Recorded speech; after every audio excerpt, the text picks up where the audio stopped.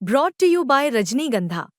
यूं ही नहीं ताज ताज बन जाता है। शिल्पकारों का हुनर और चुनिंदा संगमरमर ताज को नायाब बनाते हैं। कुछ ऐसे ही चुनिंदा जगहों से बस खास ही चुनकर लाता हूँ। कतरे कतरे को मैं हीरे सा परखता हूँ। यूं ही नहीं मैं रजनीगंधा बन जाता हूँ। बिहार तक के मंच पर एक बार फिर आपका बहुत बहुत स्वागत है। बिहार चुनाव का आकलन आज एक बार फिर करने की कोशिश करेंगे। मंच पर आज हमारे मेहमान हैं अमिताभ तिवारी जी। अमिताभ जी बहुत बहुत स्वागत है बिहार तक पर। वोट वाइब के फाउंडर हैं, साथ ही साथ पॉलिटिकल एनालिस्ट हैं और आजकल सोशल मीडिया पर खूब चर्चा में भी हैं। शुरुआत करेंगे जो सबसे आपका लेटेस्ट सर्वे आया है महिलाओं को लेकर। आपके सर्वे में साफ तौर पर महिलाएं महत्वपूर्ण फैक्टर बनी हुई हैं। नीतीश कुमार जो 10-10 हजार महिलाओं को दे रहे हैं उस पर ये सर्वे है। आपने जिन महिलाओं से बात की उसमें 85% महिलाओं को नीतीश कुमार की इस योजना की जानकारी है। इन जानकार महिलाओं में भी 94% ने फॉर्म भी भरा है और फॉर्म जमा करने वाले 61% को पैसा भी मिला है। जिन्हें पैसा मिला उसमें से 58% महिलाएं ऐसी हैं जिन्होंने इसका इस्तेमाल भी कर लिया, वो भी एक छोटा बिजनेस शुरू करने के लिए। 22% ऐसी हैं जिन्होंने यूज नहीं किया।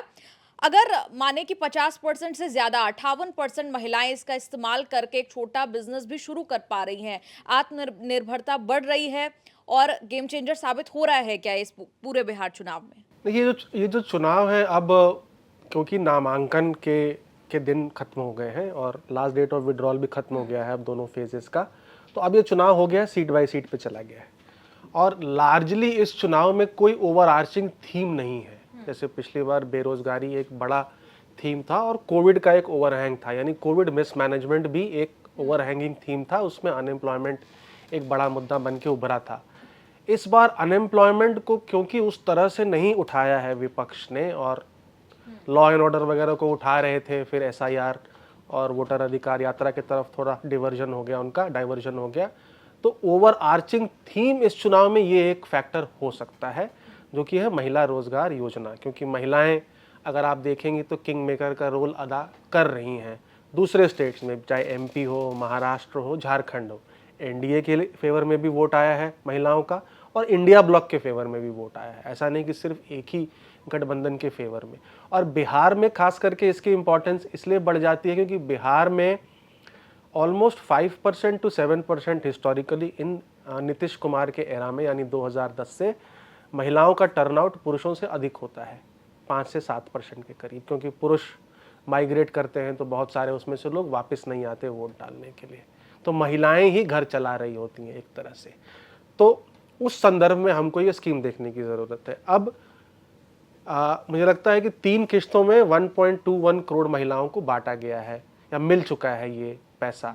तो महिला वोट बेस का भी लगभग 35% है ये, क्योंकि महिलाएं लगभग 3.6 करोड़ हैं और क्योंकि एक परिवार में एक ही है तो हर एक परिवार में लगभग 3 वोटर होते हैं, तो 1.21 करोड़ को अगर मिला है यानी 3.63 करोड़ वोटर को ये इम्पैक्ट करता है। 3.63 करोड़ लगभग आधा है 7.42 करोड़ वोटर बेस के, तो इसका इम्पैक्ट बड़ा है आप उस तरह से नंबर्स में समझें तो। और 10,000 रुपये, पहली बात महाराष्ट्र, एमपी या झारखंड किसी में भी 10,000 वन टाइम नहीं दिया गया, 1,000 या 1,500 2 महीने 3 महीने 6 महीने चुनाव से पहले दिया गया है, तो 10,000 एक लॉट में दिया गया है, बड़ा अमाउंट है। बिहार के परिवेश में अगर आप कास्ट सेंसस का डेटा देखेंगे तो 65% लोगों की आमदनी 10,000 रुपये पर मंथ से कम है, 34% लोगों की आमदनी 6,000 रुपये से भी कम है और 31% लोगों की 6,000 से 10,000 के बीच में।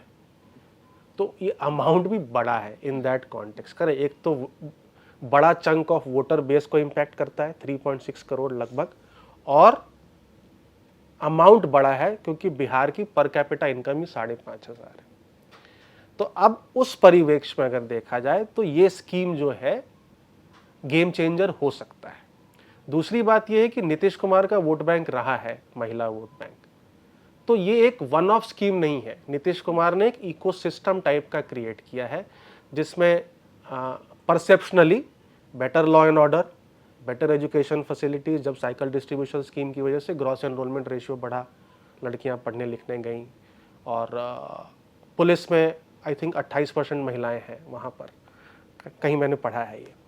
तो रिजर्वेशन पंचायत में, लोकल बॉडीज़ में, तो महिलाओं का एम्पावरमेंट जो है वहाँ पर through a series of schemes है। तो एक इकोसिस्टम उन्होंने क्रिएट किया है, भयमुक्त आप कह सकते हैं उसको, बिहार में, जहाँ महिलाएं पढ़ लिख रही हैं और सरकारी नौकरियां भी कर रही हैं। और जीविका दीदी जो उनकी एक वर्ल्ड बैंक से फंडेड स्कीम है, उसमें बहुत सारे स्मॉल माइक्रो एंटरप्रेन्योर्स हैं। तो इन सारे परिवेश को देखते हुए उसमें अभी 5% की लीड जो है वो महिलाओं में आ रही है। पिछली बार लगभग 2% की लीड थी। पिछली बार का चुनाव भी, 2020 का चुनाव भी, आप कह सकते हैं कि महिलाओं ने ही एनडीए को बचाया था, क्योंकि पुरुषों में तो महागठबंधन की लीड थी और महिलाओं में एनडीए को लीड थी लगभग 2% की, जो कि अभी 5% के आसपास दिख रही है। अच्छा, जिन महिलाओं से आपने बात की, जब उनसे पूछा गया कि आज चुनाव होता है तो किस तरफ आप जाएंगे, तो 45% एनडीए की तरफ, 40% महागठबंधन की तरफ, जनसुराज 5%, अन्य 10%। क्या है डिटेल में, अगर ये आंकलन आप बताएं? मतलब यही बात है कि भैया आप किसको वोट करेंगे। तो 45% एनडीए, 40% महागठबंधन। अब आप इसको अगर 2020 के संदर्भ में भी समझने की कोशिश करेंगे तो दोनों को 37% वोट शेयर था, लेकिन एलजेपी बाहर थी तो लगभग 6% उसका ऐड होता है।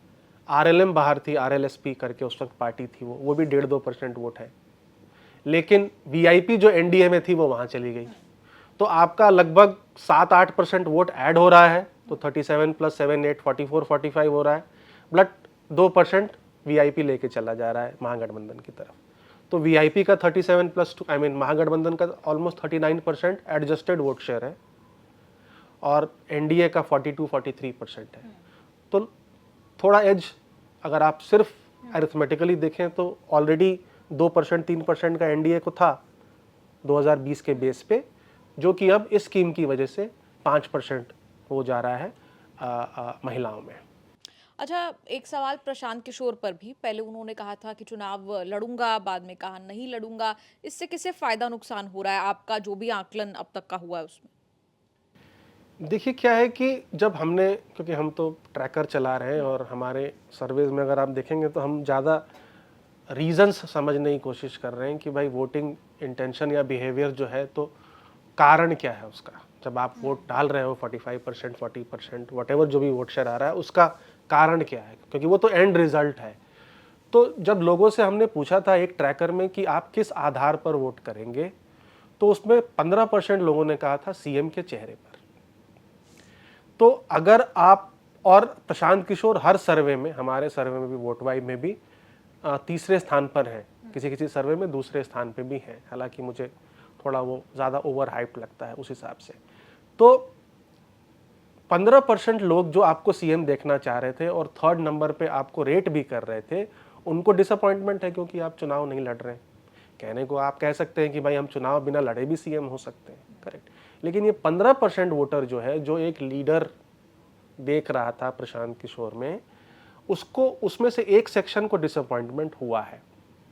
दूसरा, क्योंकि वो ये भी कह रहे हैं, या उन्होंने पहले कहा है कि हर सीट पे मैं लड़ रहा हूं और एक तरह से मैं चेहरा हूं, प्लस क्योंकि हर सर्वे में अगर 7%, 8%, 9% जो भी वोट शेयर उनका आ रहा है, तो 7-8% या 9% से कोई सीट निकालना मुश्किल है। Even in a triangular contest आपको 25-30% चाहिए, 30-35% चाहिए, एक्चुअली 25% भी निकालना मुश्किल है। तो वो कैंडिडेट पे डिपेंडेंट है, करेक्ट, बिकॉज कैंडिडेट ऐड करेगा वोट तो आप कोई सीट निकाल सकते हो। तो थोड़ा डिसअपॉइंटमेंट उनके कोर सपोर्टर्स वगैरह में है, जिनको लग रहा था कि प्रशांत एक होप या एक बदलाव करेंगे, और उसका असर उनके नंबर्स में भी दिखना शुरू हो गया है। क्योंकि अगर महिलाएं सिर्फ 5% ही कह रही हैं कि हम जनसुराज को वोट करेंगे, तो ये नंबर मेरे हिसाब से पहले इजीली 7 से 9% के रेंज में हुआ करता था। चूँकि जितने भी सर्वे आए सर, आपके सर्वे के अलावा भी, उसमें Tejashwi Yadav number 1 CM face के तौर पर देखे गए। जो घोषणाएं उन्होंने किया है अभी हाल के दिनों में, वादे, खासकर जीविका दीदी एक बड़ा वर्ग समूह है वहाँ पर, आपको लगता है कि चुनाव जिस मुहाने पे खड़ा है, यहाँ से अभी आपका भी सर्वे इस पर आना है, आपको लगता है कि ये चुनाव को थोड़ा सा मोड़ सकता है तेजस्वी के पक्ष में, क्योंकि सीएम चेहरे के तौर पर तेजस्वी नंबर 1 रहे हैं सभी सर्वे में, ग्राफ गिरा भी है बढ़ा भी है, लेकिन नंबर 1 का पोजीशन उन्होंने हमेशा बनाए रखा है। जी, तो जब सीएम रेटिंग की बात होती है तो ऑफ कोर्स हर सर्वे में तेजस्वी ऊपर चल रहे हैं और लीड भी उनकी अच्छी खासी है। नीतीश कुमार के कंपैरिजन में 5% से 10-15% तक की लीड अलग अलग सर्वेज में है।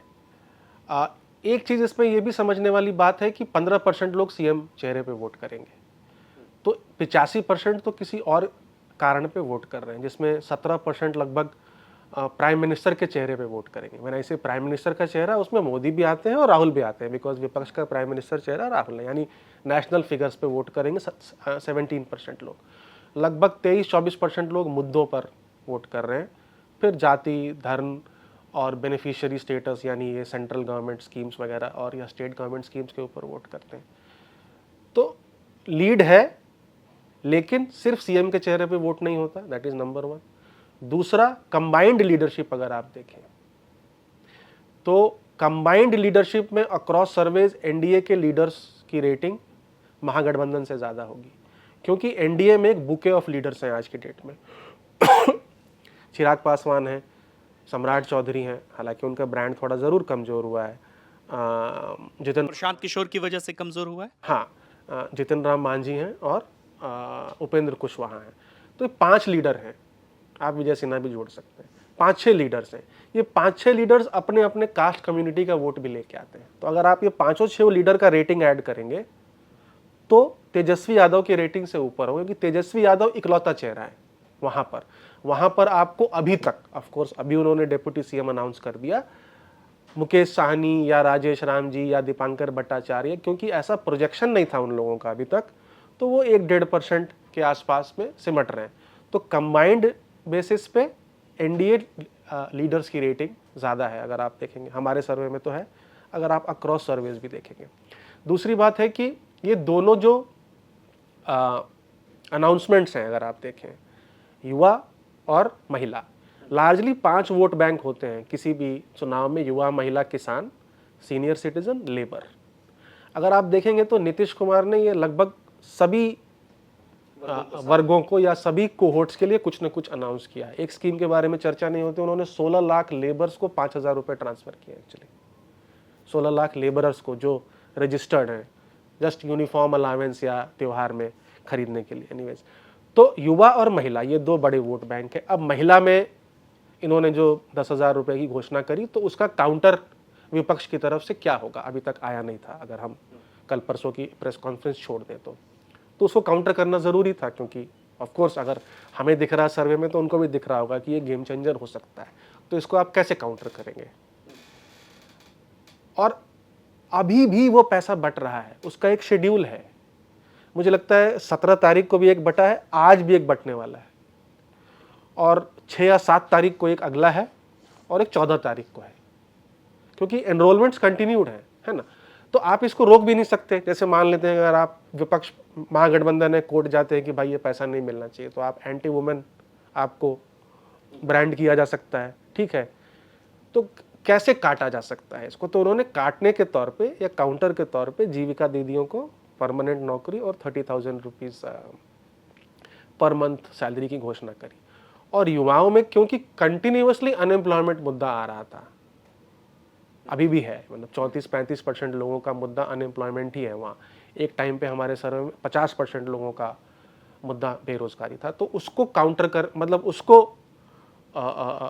एक्सप्लॉइट करने के लिए ये हर हाथ एक काज, आप इसको बोल सकते हैं। हम लोग जब शिवराज सिंह चौहान का कैंपेन करें 2018 में, तो हमारा ये स्लोगन तो हर हाथ एक काज। It is almost similar to that. सरकारी नौकरी, और सरकारी नौकरी आपको पता है इमोशन से जुड़ा हुआ है, प्राइज्ड,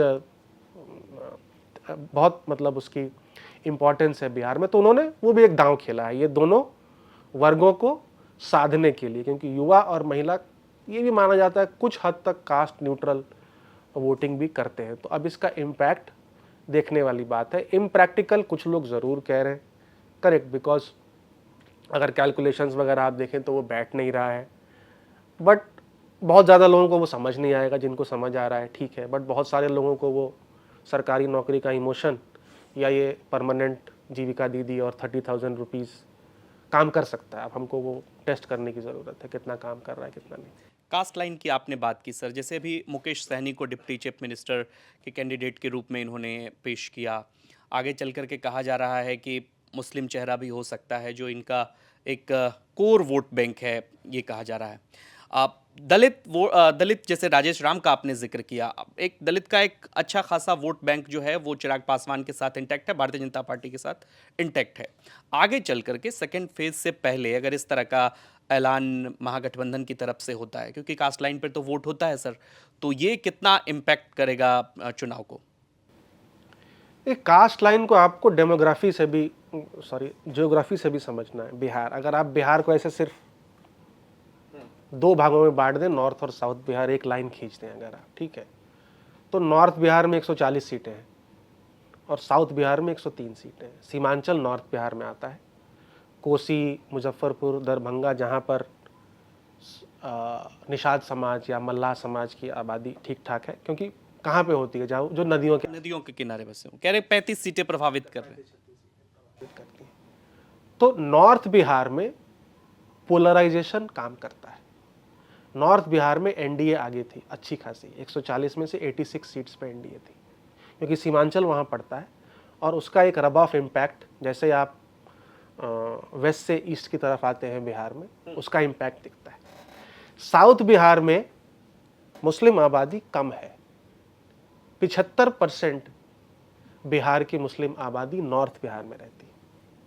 साउथ बिहार में मुस्लिम आबादी कम है। मुस्लिम आबादी कम होने से क्या होता है, पोलराइजेशन का इम्पैक्ट लो, इसलिए जातिगत वोटिंग होती है। तो अगर आप देखेंगे महागठबंधन पूरे ये 9-10 जो एडमिनिस्ट्रेटिव जोन हैं, उसमें आगे कहाँ था, साउथ बिहार में, भोजपुर एरिया आप उसको कह लें, भोजपुर, मगध लार्जली, और सहारनपुर, ठीक है। तो इधर जातिगत वोटिंग होती है। अब क्योंकि भोजपुर और मगध में महागठबंधन पीक किया था पिछली बार, भोजपुर में 22 सीटें में 19 सीटें, जेडीयू 0, मगध में 26 में से 20 सीटें, जेडीयू 0, मगध में एक समय पे जेडीयू 16 सीट जीती थी 26 में से, ठीक है, जेडीयू 0 हो गई उन क्षेत्रों में। अब क्योंकि आप पीक पे हैं, एक नेचुरल डिक्लाइन आ सकता है। लोकसभा में भी बहुत अच्छा किया है महागठबंधन ने इसी क्षेत्र में, अगर आप देखें शाहबाद और मगध का जो क्षेत्र है। तो अगर आपको यहाँ से डिक्लाइन हो सकता है, बिकॉज नेचुरल डिक्लाइन है, तो आपको मेकअप करना है नॉर्थ बिहार से, और नॉर्थ बिहार बड़ा सेगमेंट है, 140 सीटों का सेगमेंट है, यहाँ 103 में महागठबंधन आ गया था। तो उस हिसाब से भी ये स्ट्रेटजी है कि अगर मुझे नॉर्थ बिहार में अच्छा करना है महागठबंधन को, तो ये जो मल्लाह समाज जो कोसी, मुजफ्फरपुर, दरभंगा, वैशाली इत्यादि में जो बसा हुआ है, क्योंकि स्टेट की आबादी ठीक है 2.5% होगी, लेकिन इन पॉकेट्स में 9-10% भी है इस एरिया में, तो उसको न्यूट्रलाइज करने के लिए ये अनाउंसमेंट हुआ है। और ईबीसी एक ब्लॉक है भी, क्योंकि सिर्फ आप मुस्लिम यादव वोट बैंक से चुनाव नहीं जीत सकते। ईबीसी एक बड़ा वर्ग है, 26% हिंदू ईबीसी आबादी है, वो लार्जली वोट करता है एनडीए को, तो उसमें अगर सेंध मारनी है तो एक आपने ईबीसी, महागठबंधन ने ईबीसी डिप्टी सीएम कर दिया। अब दलित और मुस्लिम आपने अनाउंस नहीं किया, यानी महागठबंधन ने अनाउंस नहीं किया, तो ये दोनों तरफ से every action has an equal and opposite reaction, तो ये दोनों तरफ से काम कर सकता है। और election is a battle of narratives, already चल रहा है। अगर आप देखें कि भाई मुस्लिम समाज को नहीं बनाया गया या अनाउंस नहीं किया गया, और दलित समाज का अनाउंसमेंट नहीं हुआ, ठीक है।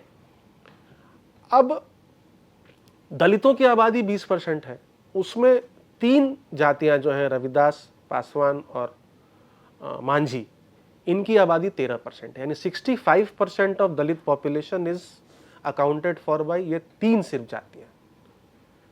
पासवान समाज की हम सबको पता है, लेकिन बहुत रेयरली किसी को पता है कि रविदास समाज भी 5%, उससे ज़्यादा एक्चुअली, पासवान समाज से ज़्यादा आबादी। अब ये समाज जो ईस्टर्न यूपी का बॉर्डर है, यानी जो शाहबाद बॉर्डर और मगध एरिया है, यहाँ पर बसपा को भी वोट करता है, क्योंकि ये देखिए समाजों में भी एंटागोनिस्टिक वोट ब्लॉक होते हैं, ये एक दूसरे को वोट नहीं करते। तो स्ट्रेटेजिकली आपने रविदास समाज से राजेश राम जी को बनाया, क्योंकि आप ये 5% अपने पक्ष में ला सकते हैं।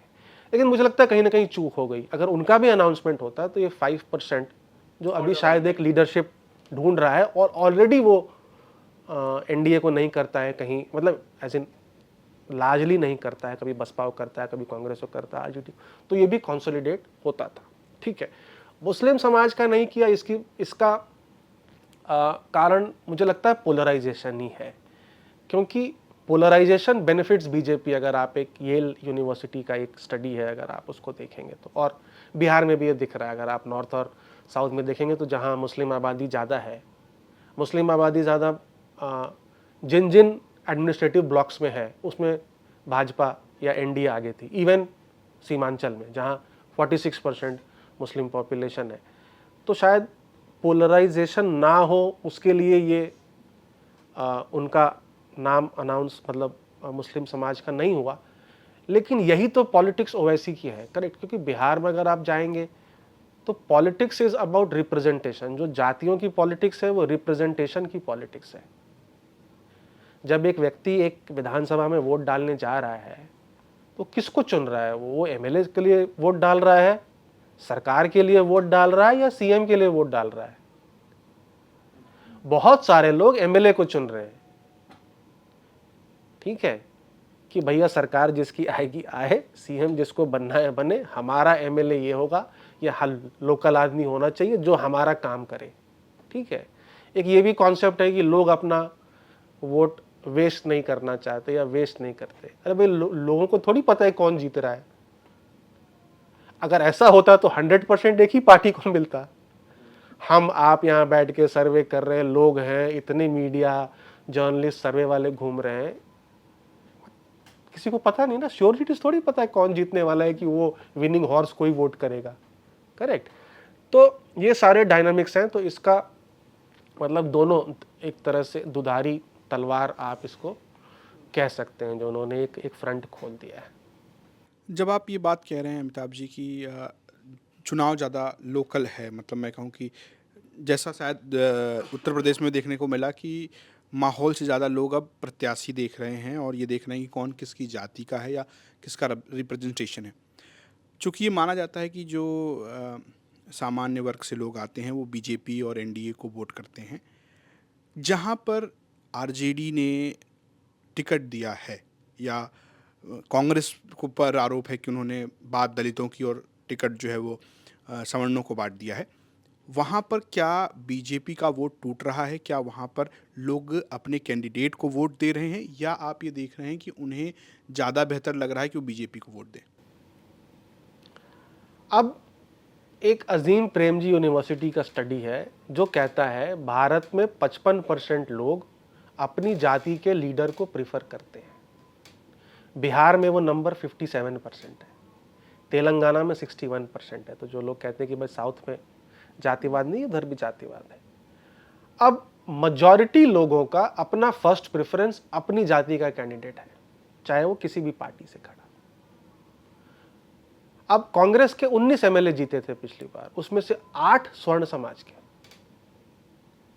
कैसे जीत गए? अगर स्वर्ण समाज भाजपा को वोट करता है या जेडीयू को वोट करता है या एनडीए को वोट करता है तो हाँ, हो सकता है कि उन सीटों पे मेजॉरिटी शायद फिर भी किसी किसी सीट पे कर रहा हो, है ना। लेकिन 1/4 1/3 भी आपने अगर उस कैंडिडेट ने ले लिया तो अगर आपको एमवाई वोट मिल गया तो आप उसकी पार्टी का जीत गया। तो सबसे पहला तो अपने जाति का लोग कैंडिडेट प्रिफर करेंगे। तो अगर आरजेडी, जैसे कांग्रेस ने पिछली बार लगभग आधे कैंडिडेट्स दिए थे स्वर्ण समाज के, इस बार थोड़े कम दिए, थोड़े क्या काफ़ी कम दिए उस हिसाब से, तो लगभग 34-35% स्वर्ण समाज के लोगों को टिकट दिया है। जब दोनों ही गठबंधन स्वर्ण समाज का कैंडिडेट देगा तब वहां पर ज़्यादा लोग, अगर आप हिस्टोरिकल ट्रेड वोटिंग पैटर्न देखें तो एनडीए को समर्थन करेंगे। जहां एनडीए ने स्वर्ण समाज का कैंडिडेट नहीं दिया है और कांग्रेस ने दिया है, वहां वोट में टूट होगा ही, हो सकता है।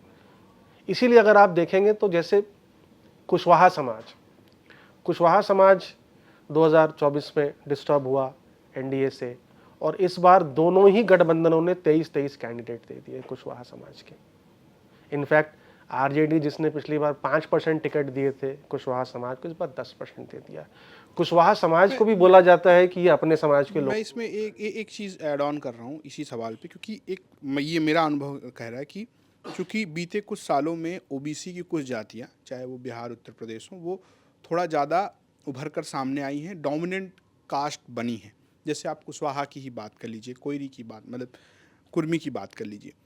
उनको लेकर एक बीजेपी के जो वोटर हैं, जो बीजेपी का लॉयल वोटर है, उसको ये लगता है कि बार बार हम जो है इस समाज के व्यक्ति को या एनडीए के नाम पर हम इनको वोट करके जिता दे रहे हैं।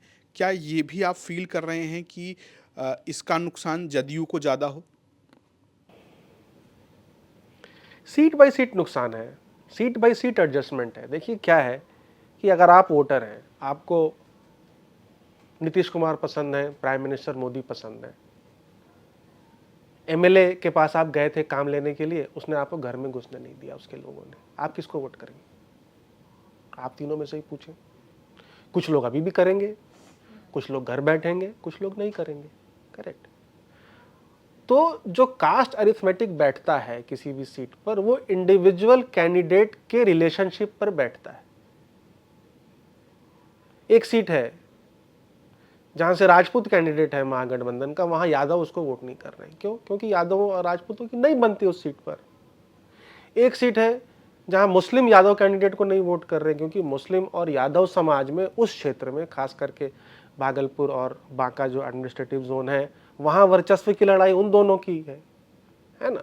तो एक कैंडिडेट स्पेसिफिक हो जाता है, उस कैंडिडेट का क्या रिलेशनशिप है। अगर उसका रिलेशनशिप मुस्लिम और यादव समाज में भी अच्छा एनडीए कैंडिडेट है तो उसको वोट मिलेगा, मिलता है ना। तो ये इंडिविजुअल हो जाता है खेल।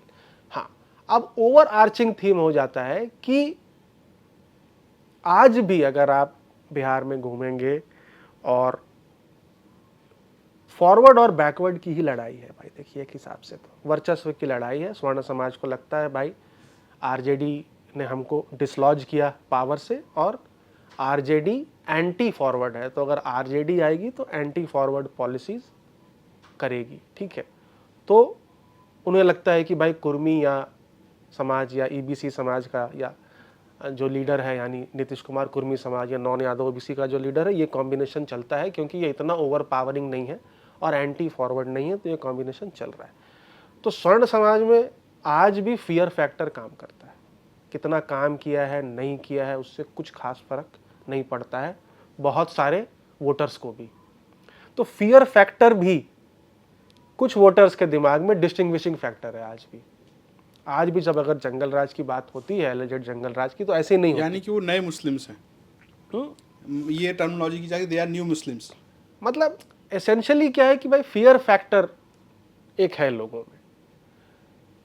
तो कुशवाहा समाज को अगर लगता है कि भाई हमारा कैंडिडेट नहीं रिप्रेजेंटेड, मतलब एनडीए ने उतना रिप्रेजेंटेशन नहीं दिया है और कुशवाहा समाज से आरजेडी कैंडिडेट है, तो इस बार ज़्यादा लोग दे सकते हैं आरजेडी कैंडिडेट को वोट।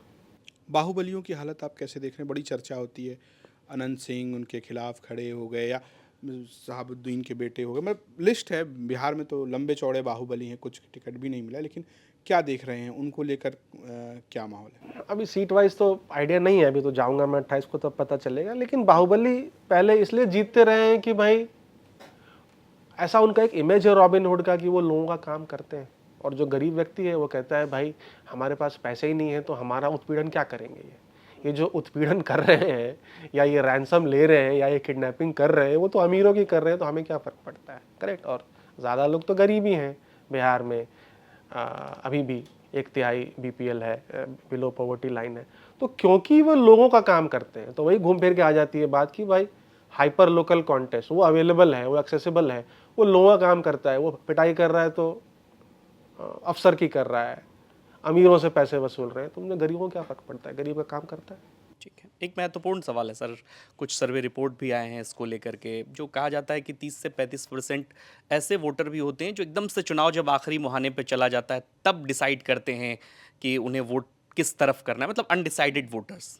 ये जब चुनाव अभी और परवान चढ़ेगा, चुनाव प्रचार तो महागठबंधन का भी शुरू हो गया और इनका तो शुरू है ही, तो वो कितना बड़ा फैक्टर बिहार में रहने वाला है। और कहते हैं कि बहुत ऐसी सीटें हैं प्रभावित कर देती हैं चुनाव को। और पिछला चुनाव हमने देखा कि कई जगहों पर, जिस कंस्टिट्यूंसी में मैं आता हूं, वहां पे भी 400-500 वोटों का अंतर रहा, हार जीत का फर्क वहां पे रहा।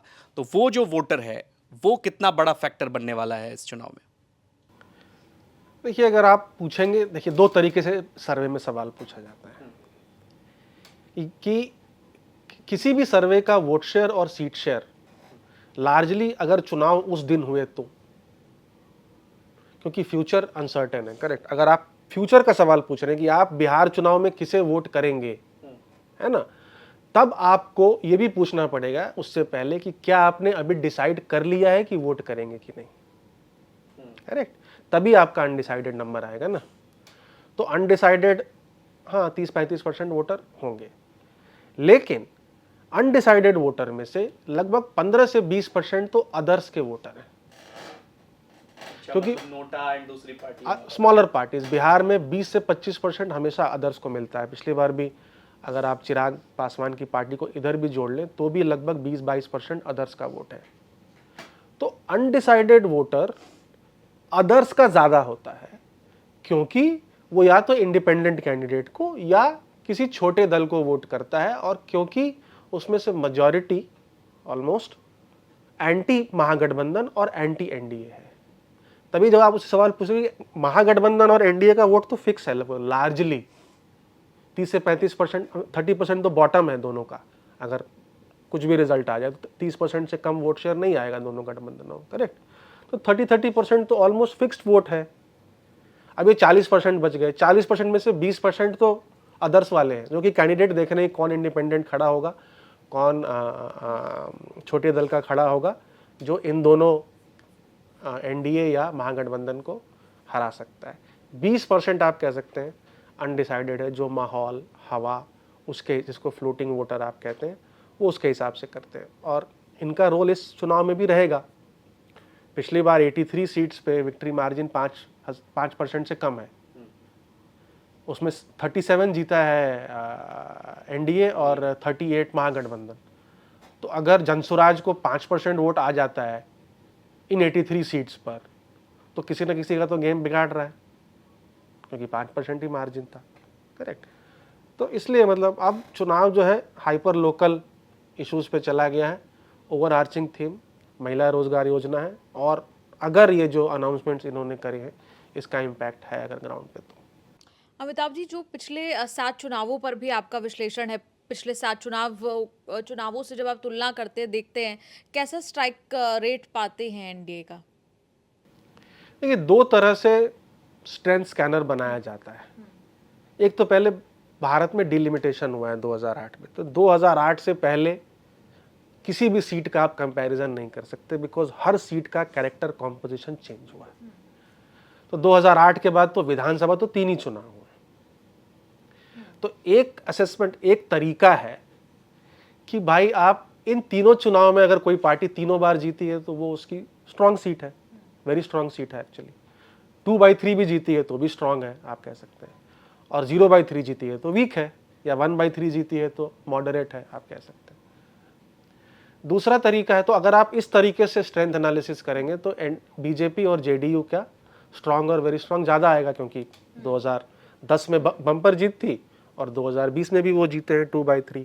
तो 2/3 तो बहुत सारी सीटें हैं, और आरजेडी की आपको कम मिलेंगी, क्योंकि 2010 में उनकी टैली 20 के बराबर ही थी, 20-22 सीटें थी। दूसरा तरीका है कि आप इसमें लोकसभा चुनाव भी ले लें, तो 2008 के बाद जितने लोकसभा विधानसभा चुनाव हुए, अगर उसका ये लॉजिक है कि अगर कोई पार्टी लोकसभा में भी किसी विधानसभा में आगे है और विधानसभा चुनाव में भी उस सीट में आगे है, इसका मतलब डबल स्ट्रांग सीट है वो, क्योंकि लोकसभा किसी और मुद्दे पर चुनाव होता है और विधानसभा किसी और मुद्दे पर। लॉजिकली करेक्ट है ये चीज़। तो अगर आप 7 इलेक्शंस, तो 7 इलेक्शंस करेंगे तो मतलब 6/7 अगर कोई जीता है या 7/7 जीता है तो वेरी स्ट्रांग है। 4 और 5 बार भी जीता है अगर 7 में से तो भी स्ट्रांग है। 3/7 जीता है तो मतलब वो सीट 50-50 है, बिकॉज 3/7 इज 50%। अब ये 3/7 वाली सीट्स लगभग 120 है, 120 के करीब सीट्स हैं जो आप कह सकते हैं बैटल ग्राउंड सीट्स हैं, जो किसी भी पार्टी का स्ट्रॉन्ग सीट नहीं है, 50-50 एलिमेंट में आता है। अब अगर आप सिर्फ स्ट्रेंथ स्कैनर के बेसिस पे चलें तो एनडीए आपको आगे दिखेगा, क्योंकि भाई लोकसभा भी 2014, 19 और 24 उसने स्वीप किया है, और 2010 और 20 विधानसभा भी एनडीए आगे थी, तो उसकी स्ट्रॉन्ग सीट्स आपको ज़्यादा मिलेंगी ऑब्वियसली। लेकिन अगर आप 2024 का देखेंगे रिजल्ट, तो भाजपा की लगभग 262 स्ट्रॉन्ग सीट्स थी, उसमें से 30% वो हार गई थी। यानी स्ट्रॉन्ग सीट्स में भी 25 से 30% प्रोबेबिलिटी होती है आपके हारने की। नहीं तो अगर 262 स्ट्रॉन्ग सीट है तो बीजेपी की 272 आ जानी चाहिए थी इजीली, लेकिन उसमें भी 30% सीटें वो हार गई। तो इसीलिए सर्टेनिटी के साथ सिर्फ आप इसी के बेसिस पे नहीं कह सकते, क्योंकि स्ट्रॉन्ग सीट्स में भी 25-30% सीट हार सकती है एनडीए, और जो बैटल ग्राउंड सीट है लगभग आधी, वो तो 50-50 है, वो तो कहीं भी जा सकती है। लेकिन एक हिस्टोरिकल प्रेसिडेंस के लिए वो काम आता है, जिसमें strong and very strong seats तो एनडीए की ज़्यादा है। अमिताभ जी, आजकल लोग बड़ा पर्चियों पर लिख कर दे रहे हैं, भविष्यवाणी कर रहे हैं। पॉलिटिकल बाबा भी कोई भविष्यवाणी करना चाहेंगे अंत में? नहीं भाई, 2024 चुनाव के बाद तो कोई भविष्यवाणी करनी नहीं चाहिए, और उसका कारण है कि एक अनडिसाइडेड वोटर्स बहुत ज़्यादा है। मैं तो कहता हूँ 40 भी छोड़ दो, मैं तो कह रहा हूँ 20%, क्योंकि वो 20% तो अदर्स को ही देंगे, वो एनडीए महागठबंधन को नहीं देने वाले। अब वो जनसुराज को दें या किसी और पार्टी को दे दें। दूसरा, 1/3 वोटर कैंडिडेट के ऊपर वोट करता है, तो कैंडिडेट्स अनाउंस हो गए हैं सब जगह। कैंडिडेट्स का डायनामिक्स अलग अलग है, जो हमने अभी डिस्कस किया। कैंडिडेट्स में हमने जब एक ट्रैकर में हमने देखा था कि 53% लोग कह रहे हैं कि भाई हम अगर हमारा एमएलए खड़ा होता है उसको नहीं वोट करेंगे।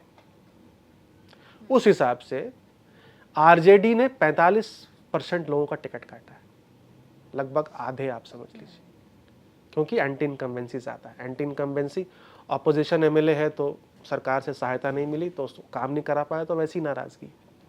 लेकिन जेडीयू और बीजेपी ने कम काटे, दे हैव गॉन विथ जो उनका एक्सपीरियंस वाला एग्जिस्टिंग है। 20 से 25% काटे हैं दोनों ने, कांग्रेस ने भी 25% काटे। अब वही वाली बात कि आप नीतीश कुमार से भी खुश हैं, कोई वोटर प्रधानमंत्री से भी खुश है, लेकिन कैंडिडेट तो चेंज नहीं किया भाई आपने, तो उसका क्या इम्पैक्ट होता है? तो 1/3 तो कैंडिडेट पे वोट करते हैं, और 33% तो कभी भी दोनों दलों के बीच में फासला ही नहीं होता। फासला तो पिछली बार तो 12,000 वोट का था, 4-5% का फासला होता है। और लगभग 5 से 7% लोग उसी दिन वोट करते हैं, उसी दिन डिसाइड करते हैं किसको वोट देना है।